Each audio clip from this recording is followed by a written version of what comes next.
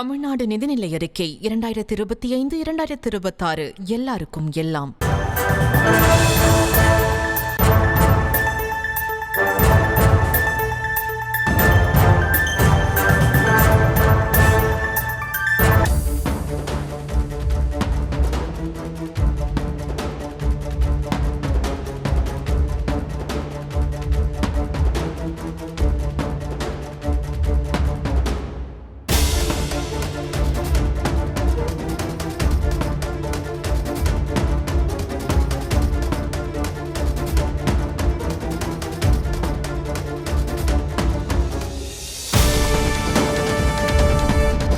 அண்மை செய்தியாக பார்த்து வருகிறோம்.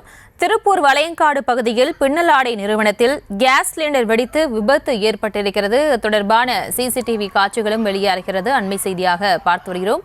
மேலும் விவரங்களோடு இணைகிறார் செய்தியாளர் பூபதி. வணக்கம். மேலும் விவரங்களை வழங்கலாம். வணக்கம். அதாவது திருப்பூர் மாநகருக்குட்பட்ட வளையங்காடு பகுதி அமைந்துள்ளது.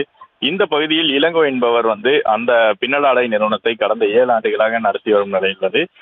அதாவது நள்ளிரவு சுமார் 12 மணி அளவில் அவர் நடத்தி வந்த அந்த பின்னலாடை நிறுவனத்தில் கரும்புகை வந்த சூழ்நிலையில் அவர் அங்கேயே தங்கியிருந்த சூழ்நிலையில் அவரது மனைவி, குழந்தைகள், தம்பி உள்ளிட்டோர் உடனடியாக அங்கிருந்து வெளியே வந்தனர். இந்த சூழ்நிலையில் அந்த புகையானது தீயாக மளமளவான பரவிய சூழ்நிலையில் உள்ளே வைக்கப்பட்டிருந்த சிலிண்டர் பலத்த சத்தத்துடன் வெடித்து சிதறியது. இந்த நிலையில் அந்த பின்னலாடை நிறுவனத்தில் வைக்கப்பட்டிருந்த பின்னலாடை தைக்கும் இயந்திரங்கள் மற்றும் அந்த பனியன் உற்பத்தி செய்து வெளியே கொண்டு செல்ல தயாராக இருந்த துணிகள் உள்ளிட்ட பல்வேறு பொருட்களும் முழுமையாக எரிந்து சேதமடைந்துள்ளது. இச்சம்பவம் தொடர்பாக திருப்பூர் வடக்கு தீயணைப்பு துறையினர் சம்பவ இடத்திற்கு விரைந்து அந்த தீயை விரைந்து கட்டுப்படுத்தினர். இந்த சம்பவம் தொடர்பாக காவல்துறையினர் தற்போது விசாரணை நடத்தி வருகின்றனர். இந்த விபத்து ஆட்களுக்கு எந்த ஒரு சேதம் இல்லை என்றாலும் அந்த நிறுவனத்தில் சுமார் 30 லட்சத்திற்கு மேல் அந்த பொருட்கள் முழுமையாக எரிந்து சேதமடைந்துள்ளது. விவரங்களுக்கு நன்றி பூபதி.